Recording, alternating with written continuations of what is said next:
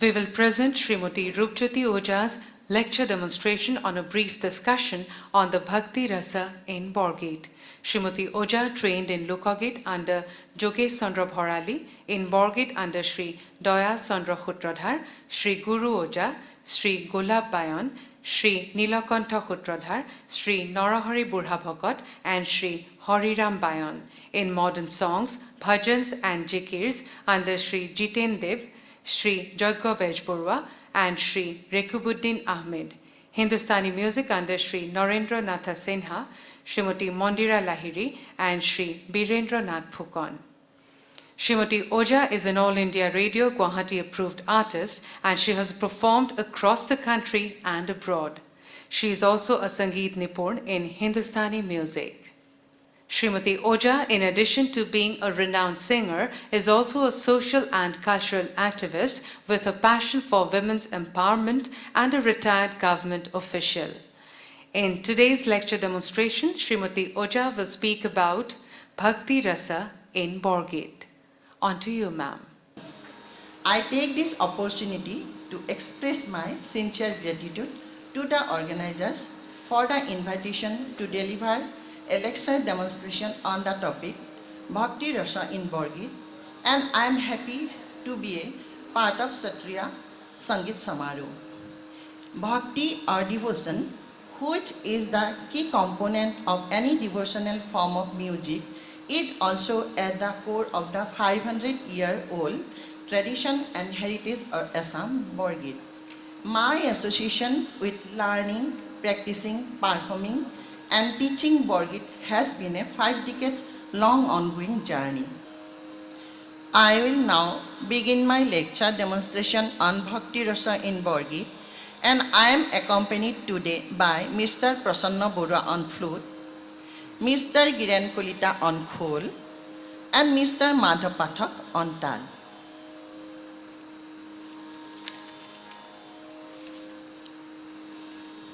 Bhakti movement in India find its origin as the binding devotional trend that originated in the 7th to 8th century in southern India.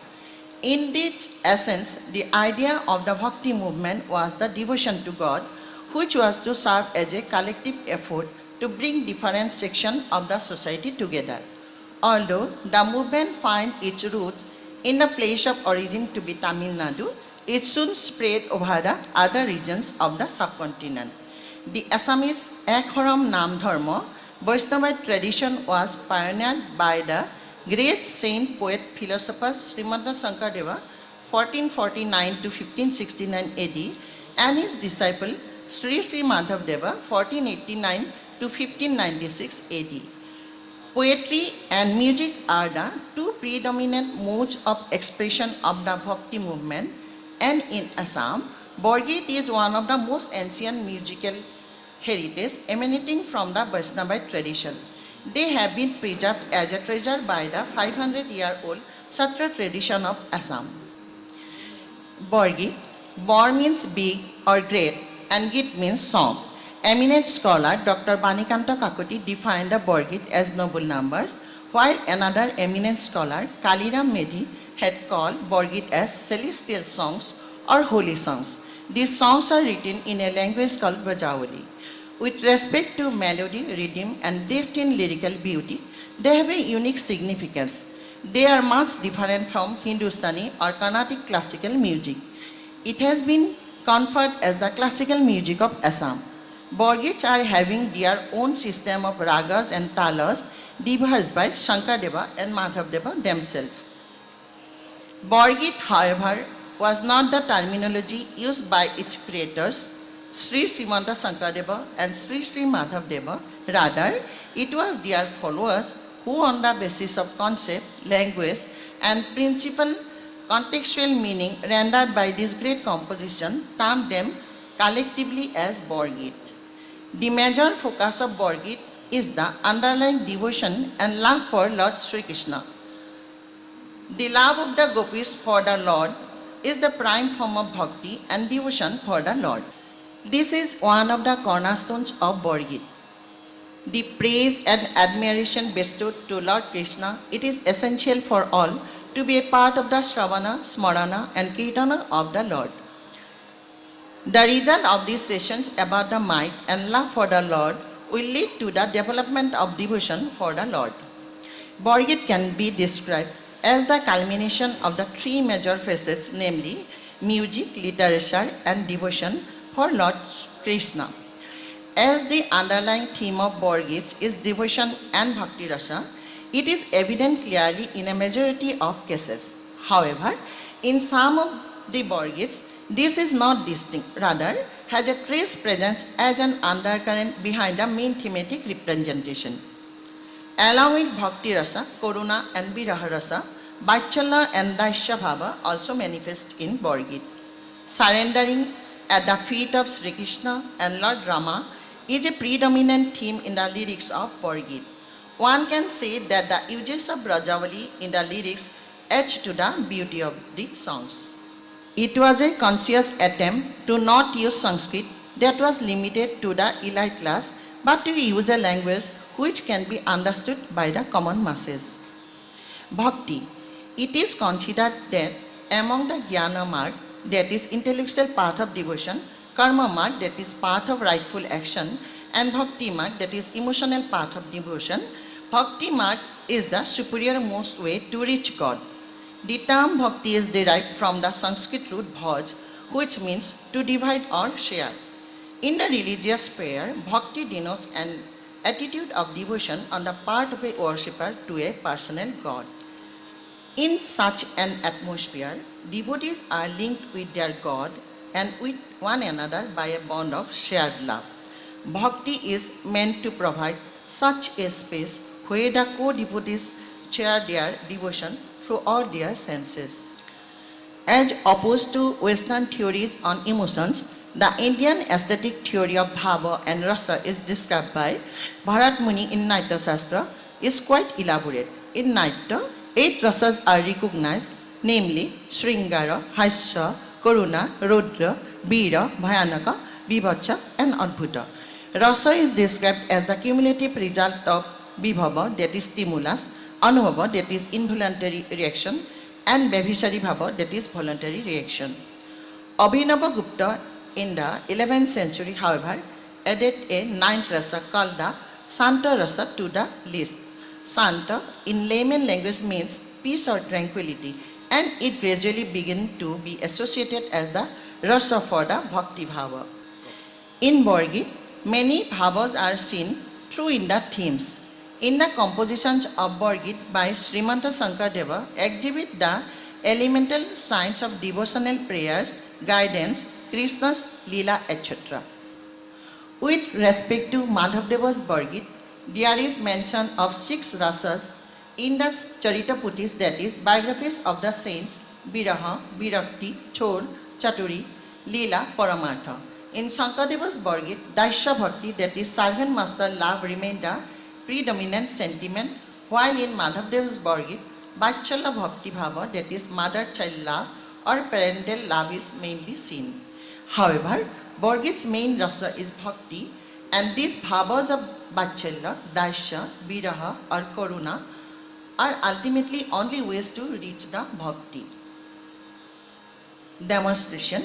To illustrate the bhakti rasa in Borgit, I shall focus my presentation here on the salient instances which clearly highlight the illustrations of bhakti in the Borgits by singing in some of the more prominent verses of Borgits in addition to the narration. I shall begin with the first composition of Srimanta Sankardeva, which is said to be composed in the Badarika Ashram. The first line of the Borgit is Monomeri Ramo Saranahi Lagu. The underlying theme of the Borgit, Monomeri Ramo Saranahi Lagu, Ragdhanasri and Talpuri, is that the ultimate truth of life is the approach of death and fading away of the human body over time. Yet, if we take shelter in the lotus feet of Lord Rama, he will act as a savior to us all. The Borgit is presented as a monologue, a self-interaction of Srimanta Sankardeva, wherein he contemplates about the final chapter of a human existence. He, in his interaction with himself, addresses his mind, saying that death is the ultimate reality. No one can escape from this inevitable conclusion. He professes himself to take shelter in the charana, that is feet of Lord Rama. He says that our attachment to all worldly desires like wealth, enjoyment, success, pleasure has enchained us and blinded us from seeing the truth. We have been ensnared with this attraction of the world he calls Maya. He therefore calls upon us to take shelter at Lord Rama's lotus feet. For without the blessings of the Lord, there is no saving for us. Only the Lord can drive our lives across the rivers of the world from the snare of Maya and free us.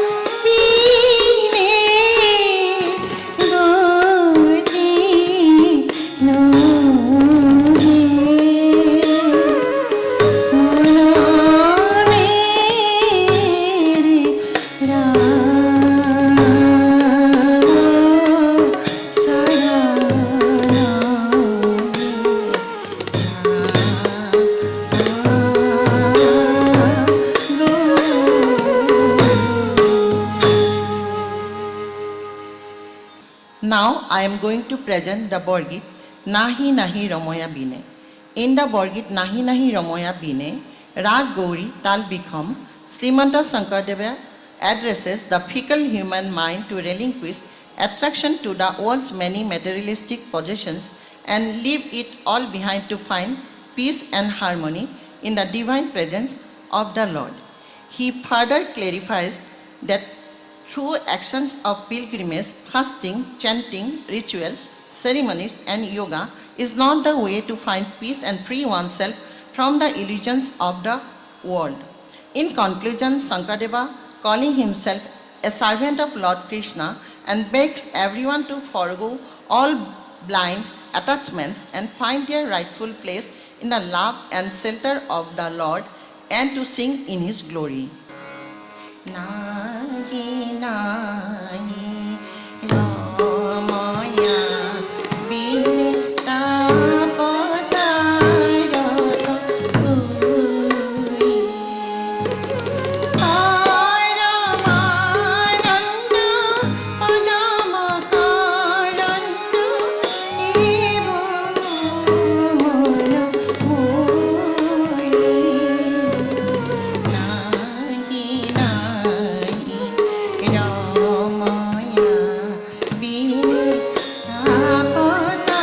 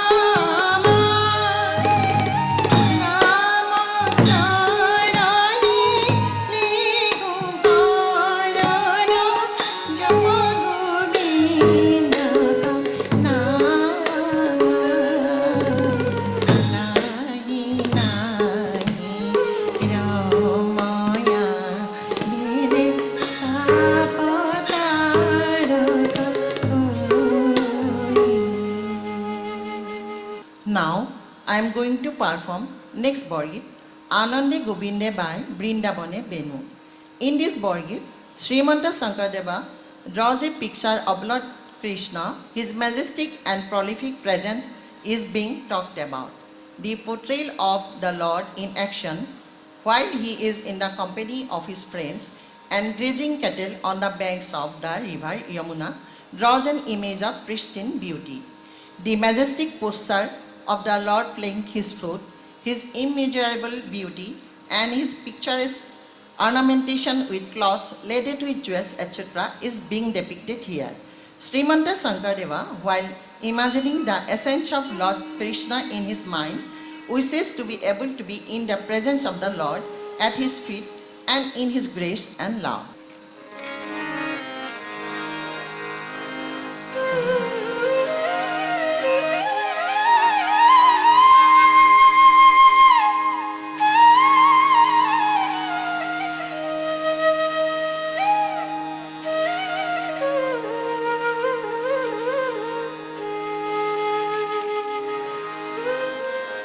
Anandi Govinde Bhai Vrindavan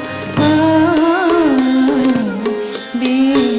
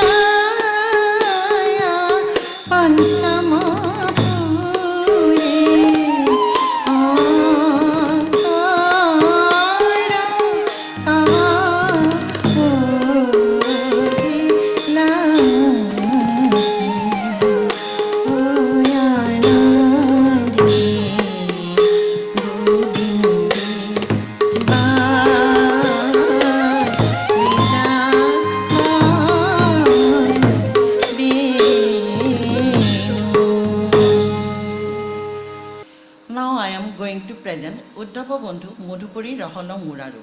This Borgit showcases the Viraha Rasa of gopis. They plead to Uddhava, friend of Lord Krishna, that when Sri Krishna left for Mathura, it had a deep impact in their lives, leaving them all deserted and empty inside. Their life now seems to be without any allure and appeal, as if all the bright colors of their existence have turned into a melancholy shade of grey. Comparing Lord Krishna's presence, his radiance to that of the sun, they all express their deep loss and draw this to the attention of Uddhava. They believe, having missed his presence and not being able to spend time at the lotus feet of the Lord is equivalent to the mortal death of their human existence.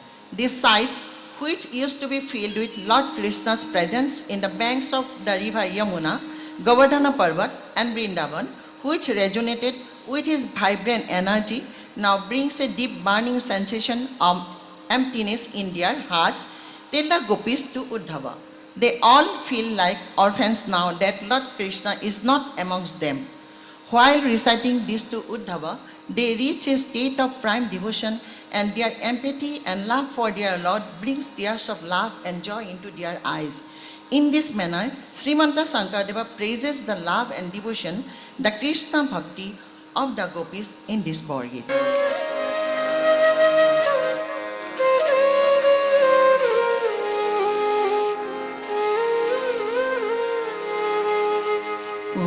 Uddhava Bandhu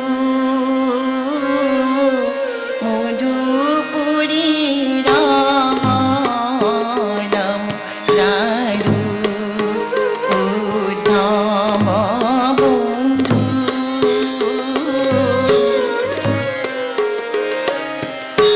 Madhupuri Rahalam Raru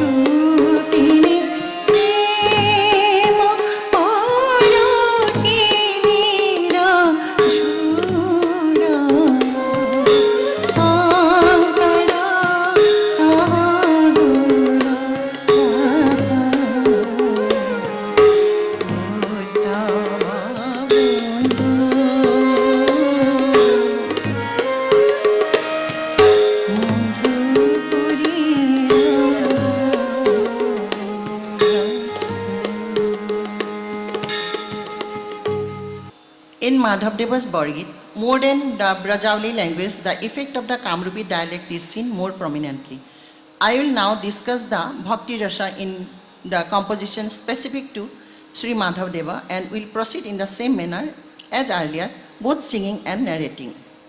Now I will present the Borgit Ramo Guhai, Koroho Guhari, Rag Ahuari Talpuri. Mahaprabhu Madhavdeva in this Borgit has pleaded to Lord Rama to reside in his heart forever. He also requests Lord Rama to give him strength to be able to forego the illusions of the material world and place upon him the innate devotion towards the Lord. Because only when one is truly able to let go of the attraction towards all the material possessions and illusions of this earthly land can one truly find peace and loving embrace at the resting feet of the Lord. Madhavdeva says that, O Lord Rama, I am your one true devoted servant, and my just place is resting beside your feet. He Rama Guhai Karahu Guhari Hare Ro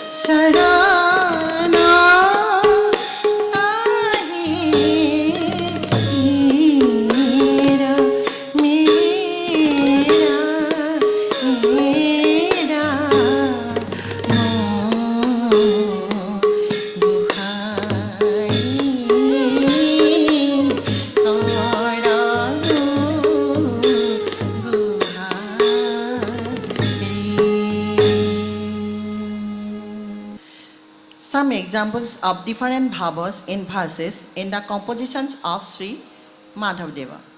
Kahaya Madhava mai kinu topo khaila, trijagata potihari rakhuala paila. This verse is taken from the Borgit Tejare Kamalapati Parabhati Nindo. Sri Madhavdeva put the question to Yashoda as to what form of sadhana did she do to deserve the Lord of the three worlds as the one living and grazing cows for her. Kahaya Madhava mai Akinu tapa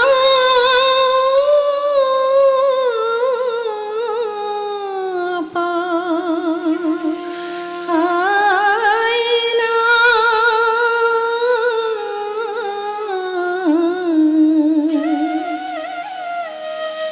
Hi jagata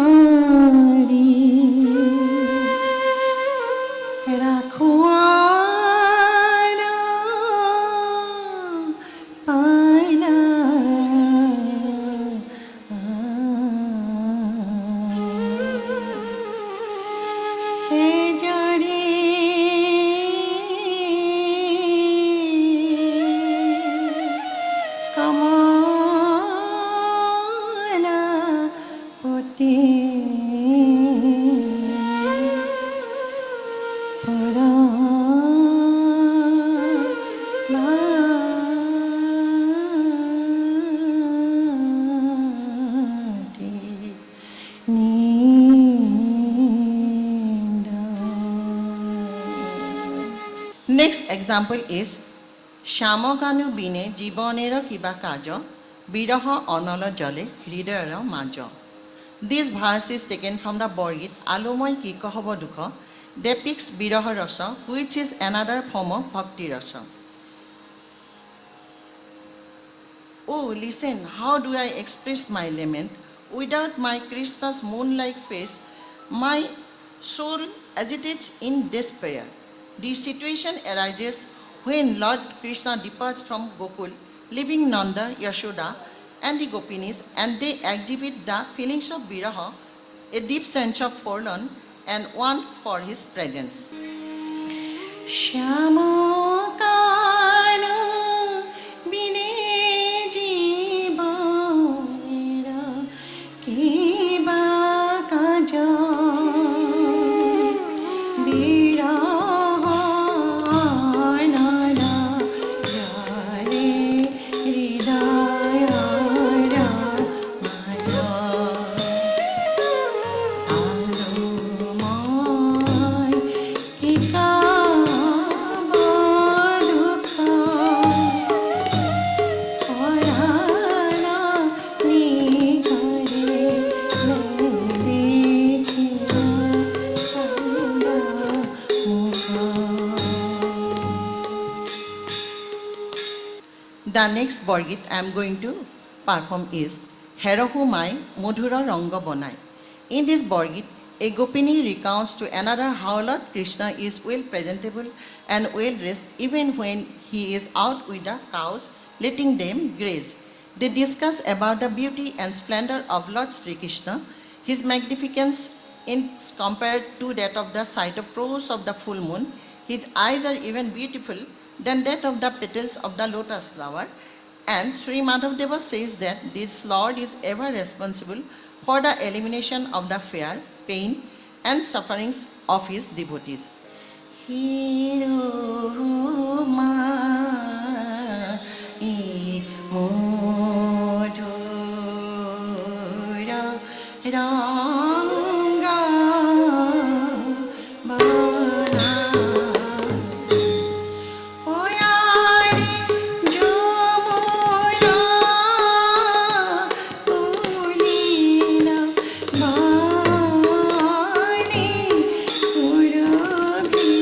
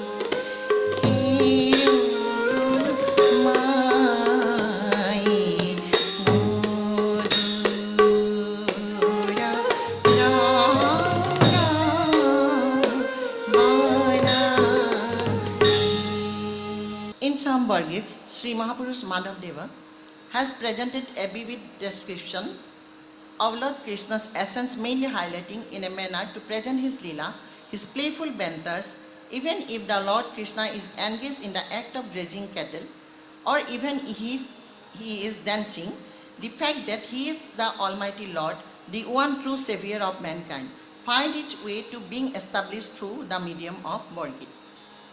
The last Borgit of today's presentation is Alo Huno Gwalero Jaya of Soturali Rasha, Rag Bhatiali, Tal Racha Ektal. In this Borgit, Gopal Sri Krishna is in conversation with a Gwalini, complaining that her son has soiled his clothes and his dress. Krishna further says that I have always treated everyone as equals and have never looked down on anyone. and I always share everything I have equally with all of them. On occasions, when I am able to get milk and curd from others, I still share them with my friends. However, still your son has taken to me and stained and muddied my appearance. I have no other option but to take your son in front of my mother, Krishna says to the Gwalini, as he does not wish to get reamed out for no fault of his by his mother. Krishna reiterates his mother's strong temperament to the Gwalini. This situation creates a sense of love in the mind of the Gwalini, and she makes way to clean up Krishna and feed him with milk, curd, and cream. Krishna then goes ahead and mixes the three ingredients up and enjoys them, filling up his belly with satisfaction. Sri Sri Madhavdeva highlights the Chaturali Ras in this Borgit through the playful nature of Lord Krishna in this Borgit. The relationship and imagery is a portrayal of the Bachala Bhava Bhakti, parental love or mother-child love in the song. This act of feeding Krishna acts as redemption for the gopis and Gwalinis for their actions in previous lives, serving to liberate them of their earlier sins. O Hari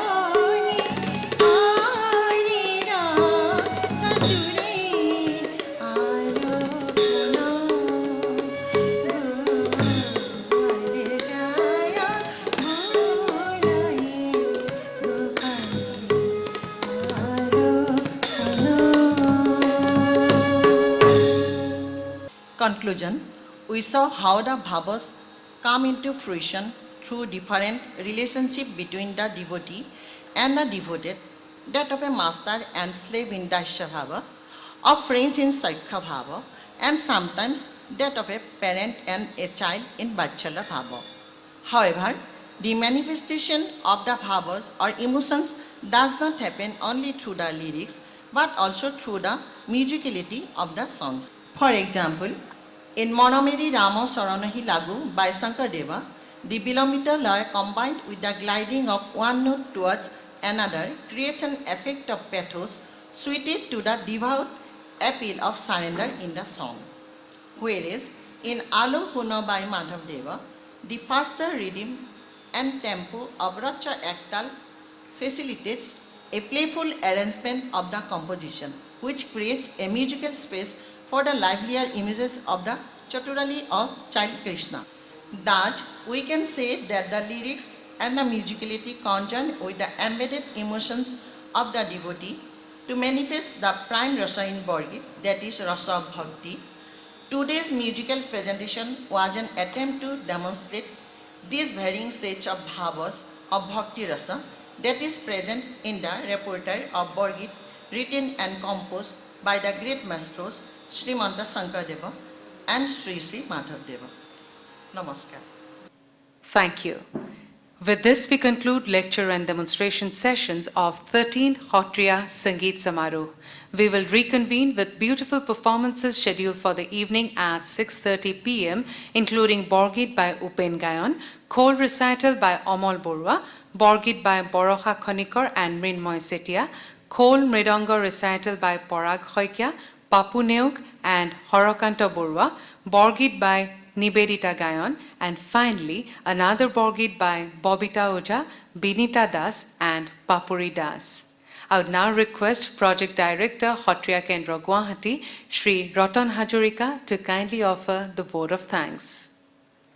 Looking forward to having you all again in the evening. Good night, Shubh Ratri.